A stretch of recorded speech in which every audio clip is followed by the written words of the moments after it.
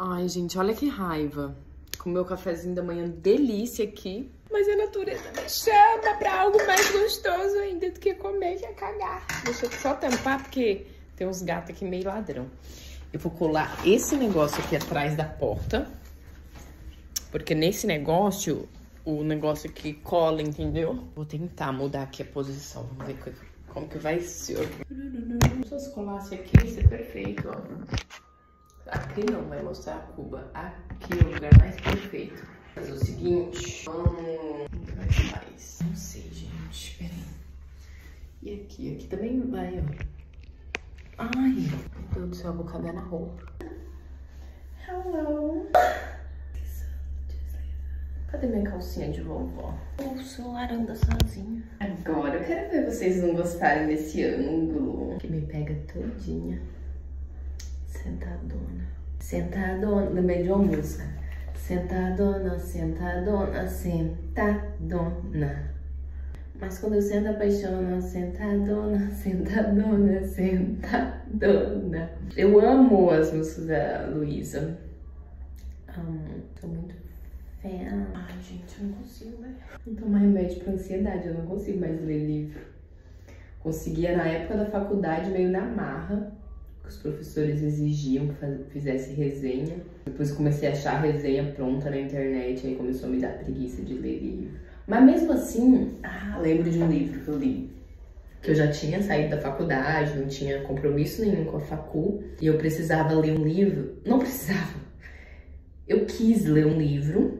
Meu avô lia muito livro espírita. Ele tinha coleção de livro espírita. E eu comprei um livro espírita chamado Nada é por Acaso.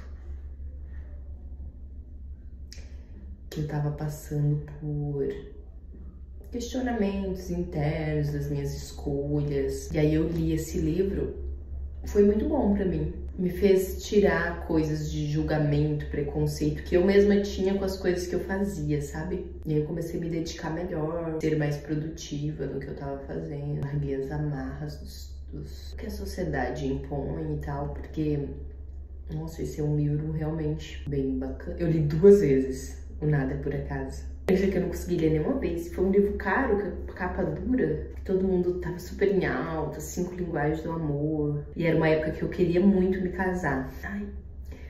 Ó, antes de ter a Nicole, eu nem pensava. Sabe que eu, tipo assim, realmente não desenvolver pensamentos de estar junto com a pessoa pro resto da vida, assim. Eu vivia o presente e ponto final. Quando eu namorava, me relacionava com alguém, era o presente, ponto final. Mas claro que eu percebia as intenções deles e tal, mas eu não ficava pensando, tipo, que tem mulher que fica pensando, em casar, não sei o que fica aquele desejo muito grande, né? Eu não tinha. Antes de ter a Nicole, não. Aí depois que eu tive ela, eu nem me relacionei com ninguém e tenho esses pensamentos. Antes eu tinha mais quando eu comprei, época eu comprei esse livro. Aí eu ficava, tipo assim, desejando mesmo e visualizando isso. Visualizava lá o futuro, construir uma família maior e tal e tal. Nossa, tem bastante ainda. Mas vou te falar, eu ainda penso, mas não penso tanto. Não fico bobona, né? Sonhando demais no futuro, igual eu tava quando na época eu comprei esse livro. Eu fico mais pé no chão, de boa, vivendo o presente. Se for pra ser, ótimo. Se não acontecer, tá ótimo também. A melhor coisa da vida eu já tenho, que é a salvação que Jesus me deu.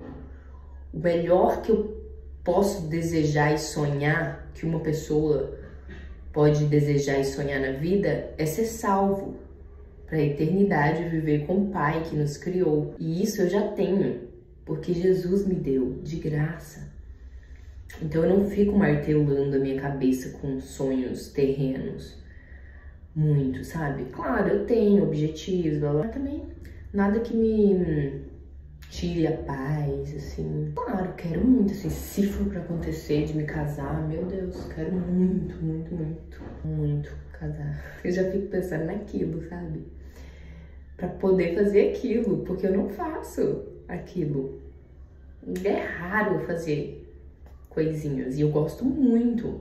Só que assim, quando eu não tinha Nicole, eu fazia pra cacete. Sem ter compromisso mesmo. O pai da Nicole eu conheci numa balada. E vacilei, tomei pelo dia seguinte. A gente tinha uma química muito forte na cama, mas a gente não tinha propósito nenhum. A gente quase nem se conversava. Mais aquilo mesmo, e entendeu? Tinham diálogos muito profundos, muito menos falar sobre o futuro. A gente falava mais sobre o aqui, agora e ponto final. Nunca falamos sobre o futuro, nunca. E assim, enfim, era pra ser do jeito que foi. A Nicole era pra ser minha. Eu desejei ser mãe quase um ano antes. Eu desejava muito ser mãe e eu pensava em adotar. Eu não desejava casar, mas eu desejava ser mãe. Aí eu comecei a pensar, eu vou adotar uma criança, vai ser super legal. Posso adotar até uma criança maiorzinha, que são as mais rejeitadas, né? Que geralmente os casais vão lá e só adotam os pequenininhos, aí vai ficando os maiores. E eu nem sabia que na minha família, as sobrinhas da minha avó, que estão tipo como um lugar como prima, segunda, terceira, sei lá, lá no Nordeste, elas foram parar num abrigo de criança, elas cresceram em orfanato. Uma nunca foi adotada, a outra foi. Sofreram pra caramba. Hoje em dia eu converso com elas são mais velhas, assim. Elas são prima primeiro do meu pai. E eu nem sabia disso, e eu tinha esse desejo, assim, olha que doideira, né? Eu cheguei a trabalhar em orfanato. Antes de saber disso, eu tinha muito desejo de trabalhar com crianças, assim. E trabalhei 3 dias no orfanato, tá? Na cidade que eu morava. E é isso. Ai, que loucura, né?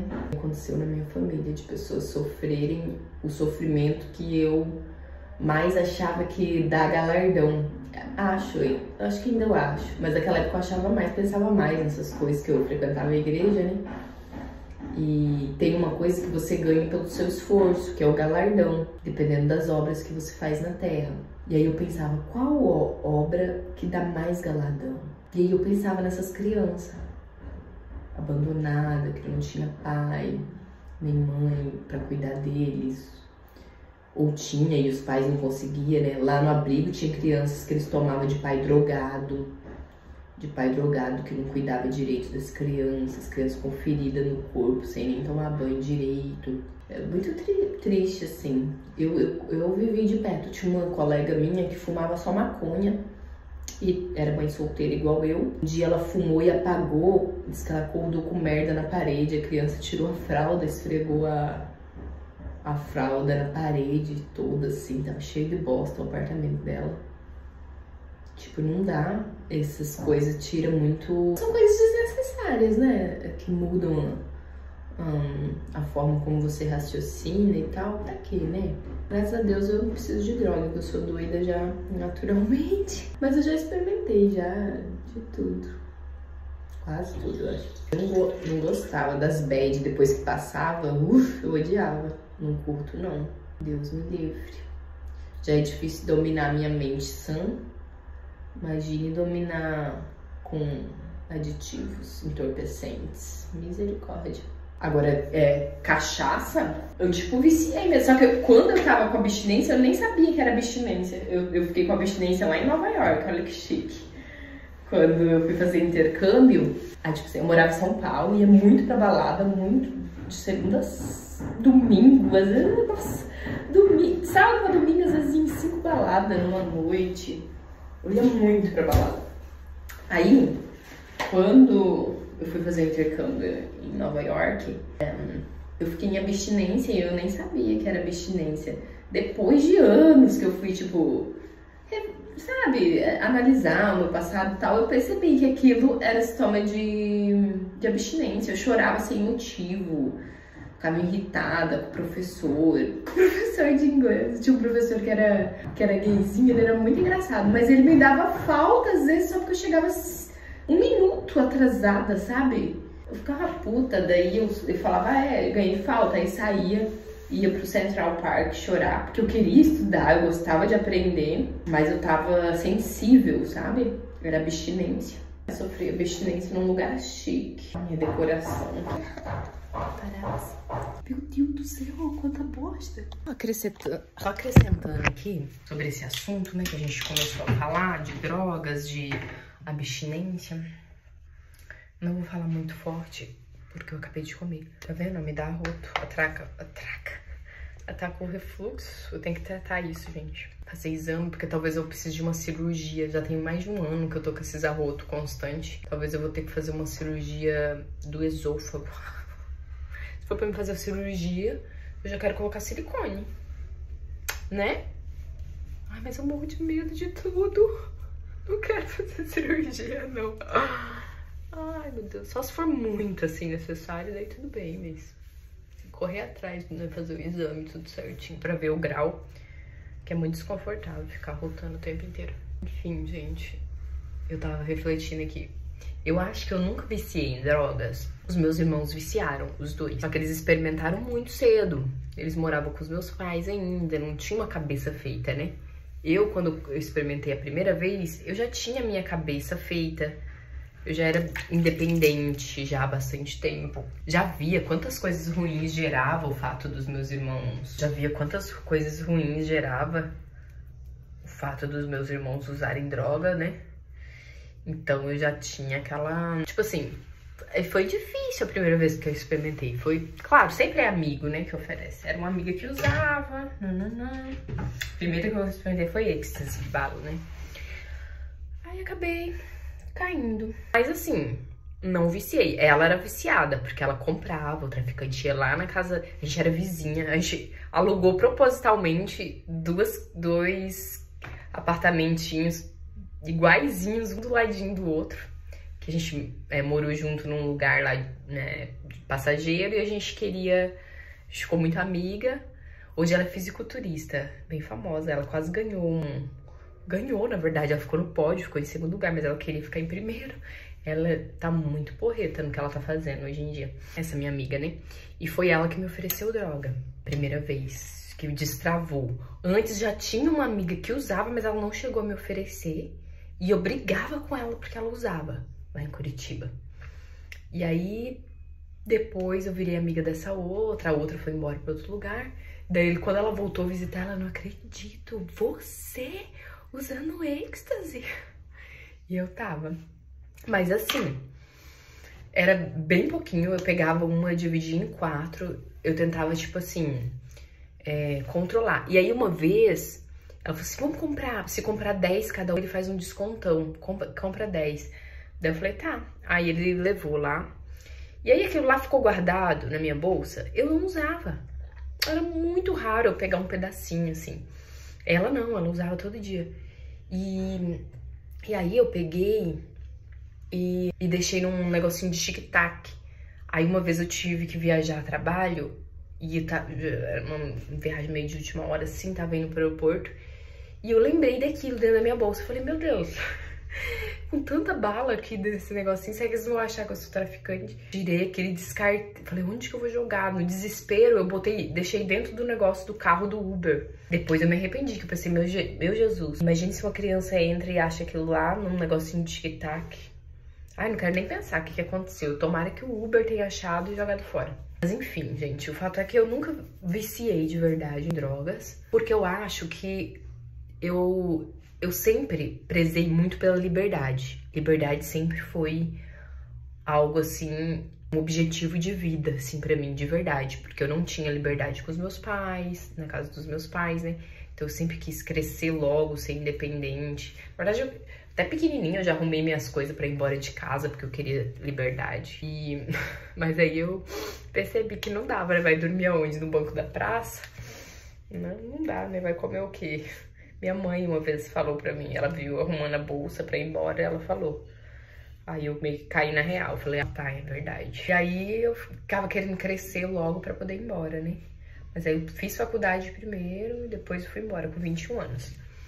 Aí, enfim, a galera toda usava drogas lá nas baladas e tudo, um monte de coisa. E eu acabava, tipo assim, às vezes eu entrava na vibe pra usar com a pessoa, com os boy que eu conhecia, não sei o quê. Mas eu não viciava. Por quê? Eu usava, tinha aquela experiência e passava, e sempre dava uma bad. E também eu ficava, às vezes até me arrependia de atitudes que eu tinha. Eu falava, cara, isso não é legal, porque cadê minha... E outra, se você vicia, se você precisa sempre daquilo, aquilo tirou a sua liberdade. Você vira escravo daquilo, se você começa a precisar daquilo sempre pra viver. E eu não queria nada disso pra mim. Então, era isso. Eu só experimentei algumas vezes, nunca cheguei a viciar. Agora, álcool, realmente eu acho que eu viciei, mas eu nem sabia que eu era viciada. É porque era algo tão normal nas coisas que eu frequentava que não tinha como não beber. Todo mundo bebia o tempo inteiro, sabe? Era meio que isso, assim. Mas eu não... Poucas vezes eu comprei, assim, bebida pra ter em casa, assim. Poucas vezes na vida. Você acha que dá pra contar quantas bebidas? Acho que umas 5 na minha vida inteira, que eu morei sozinha. Uma vez eu fui pro Chile, aí eu comprei 3 vinhos chilenos. Aí demorei um monte pra poder beber. Eu tô lembrando aqui, eu acho que eu bebi grávida um daqueles vinhos. Deus! Ah, não tava grávida, tava amamentando. A Nicole tava pequenininha. Mas enfim, a gente comete algumas burradas na vida, faz parte, né? Mas o importante é a gente sempre refletir sobre as nossas atitudes e tentar buscar o melhor pra nossa vida, né? E outra coisa, gente, a maconha, as pessoas falam, ah, é natural, não sei o que, é só uma erva, igual os chazinhos que a gente toma. Mas, tá, mas a gente não toma chá todo dia.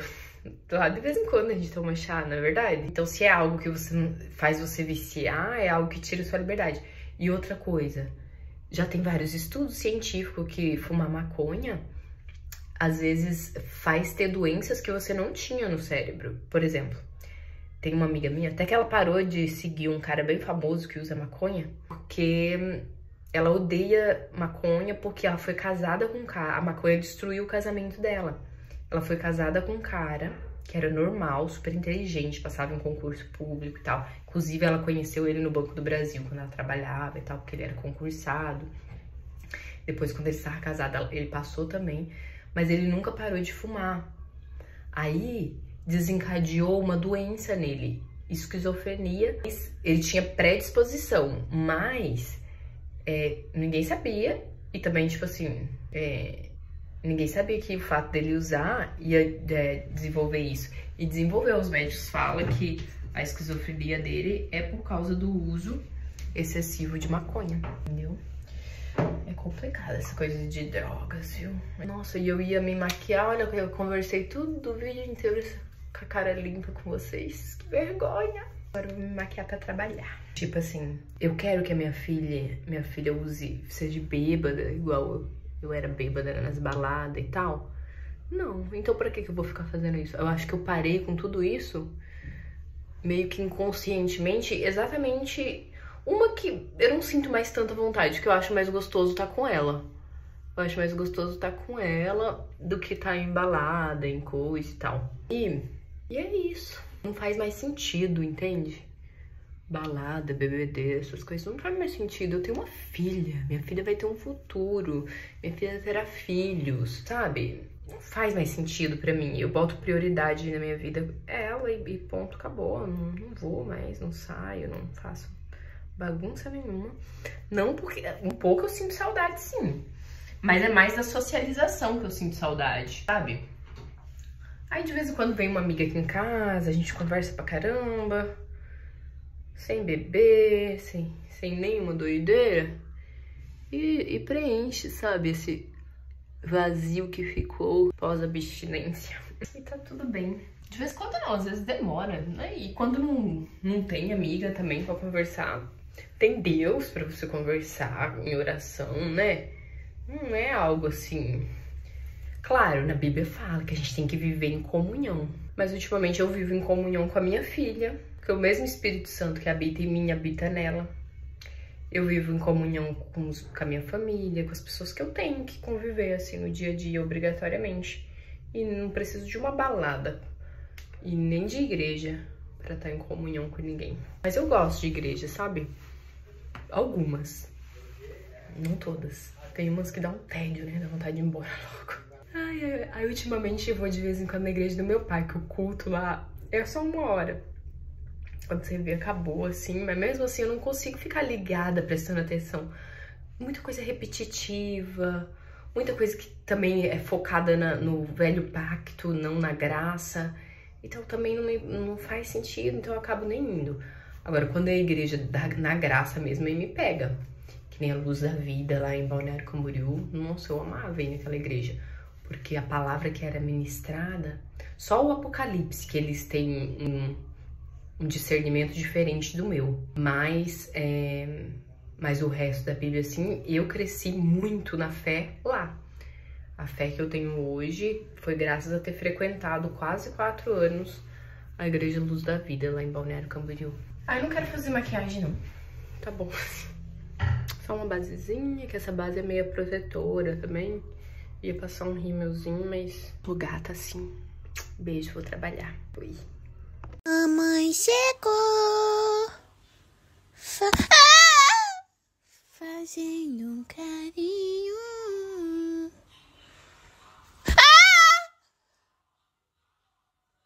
Isso é rápido, mas eu sou mais. Pegou e doeu, que foi com força, homem de Deus. Homem, que isso? Gato velho bravo. Bicho velho bravo. É, gato, você é de Rondônia, gato? Ai.